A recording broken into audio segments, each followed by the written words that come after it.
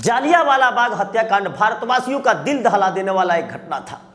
13 अप्रैल 1919 ईस्वी के दिन, 13 अप्रैल 1919 ईस्वी रविवार का दिन था। रविवार का दिन बैसाखी का त्यौहार था। बैसाखी का त्यौहार, बैसाखी का त्यौहार था। लोग बड़ी खुश थे। अमृतसर के जालियांवाला बाग में लोग जो थे अपने बीवी बच्चों के साथ पहुंच रहे थे। कुछ पहुंच चुके थे, कुछ अभी जा रहे थे। रौलेट एक्ट जो कानून बना था उसका शांतिपूर्ण तरीके से ये लोग विरोध कर रहे थे, क्योंकि रौलेट एक्ट जो था एक काला कानून था। काला कानून याद रखिएगा, काला कानून था। इस कानून के तहत किसी भी व्यक्ति को बिना वारंट, बिना साक्ष्य के गिरफ्तार करके जेल में बंद किया जा सकता था। यही वजह था कि यह कानून बनते बनते पूरे भारत देश में इसका विरोध हो रहा था। उस समय जनरल ओ डायर ये महाशय साहब है, ये पंजाब के लेफ्टिनेंट गवर्नर थे, जनरल ओ डायर साहब।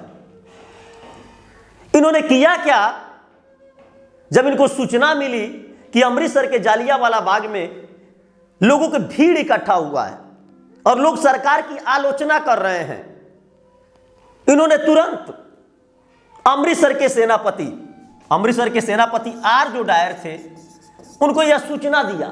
आर डायर को, आर डायर जो थे गोरखा रेजिमेंट के सैनिकों को लेकर अमृतसर पहुंचे, इस बाग में पहुंचे। देखे लोगों की काफी भीड़ है।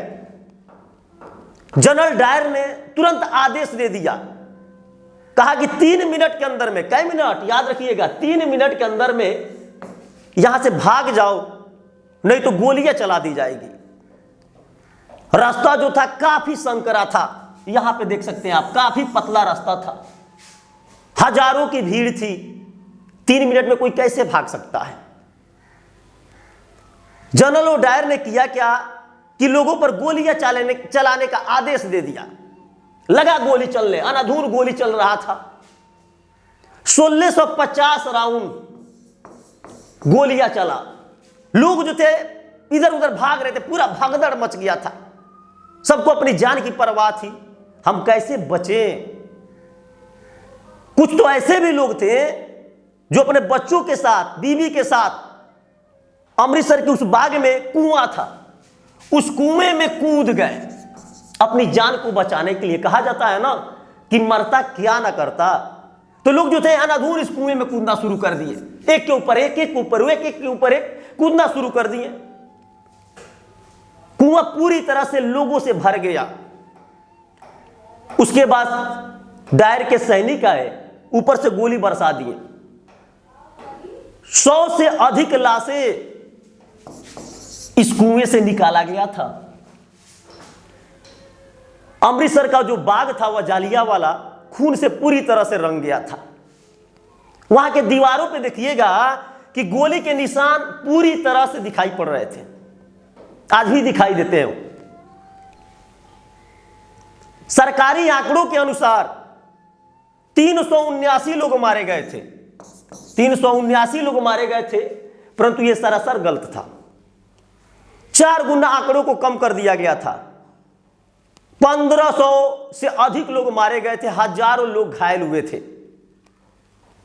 उसी बाग में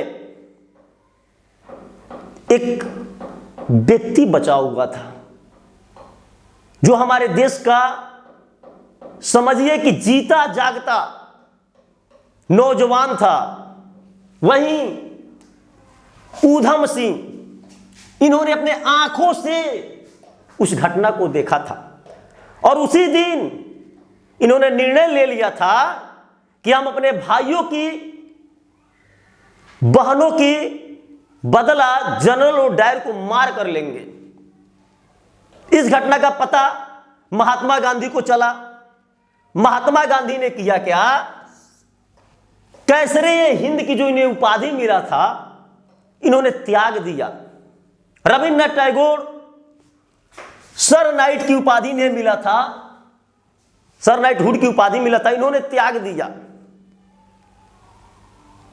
इतना ज्यादा नरसंहार हुआ था, पूरे विश्व में खलबली मच गई थी, चारों तरफ आलोचनाएं ही हो रहा था अंग्रेजी सरकार की। उधम सिंह जो थे गरीब परिवार के थे, अनाथ थे, इनके माता पिता बचपन में ही इनको छोड़कर चले गए थे। इन्होंने कसम खा लिया था कि बदला लेंगे, और उस बदला लेने के लिए यह लंदन पहुंच गए। लंदन पहुंचे, यहां पैसे नहीं था कि पिस्तौल खरीद सके। इन्होंने जाकर वहां के होटलों में काम किया और काम करके पैसे इकट्ठा किए।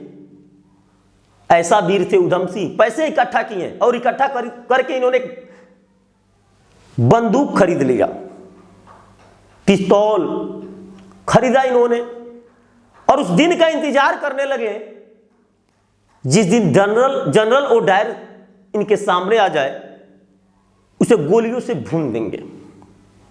वह दिन आ गया था। लंदन के कैकस्टन हॉल में एक सम्मेलन का आयोजन किया गया था। किसी तरह यह वहां पहुंच गए, पहुंचकर उस सभा में सम्मिलित हो गए। उस समय जनरल ओडायर जो था वह बूढ़ा हो चुका था। जनरल ओडायर, जब इनको मालूम चला कि जनरल ओडायर वही है,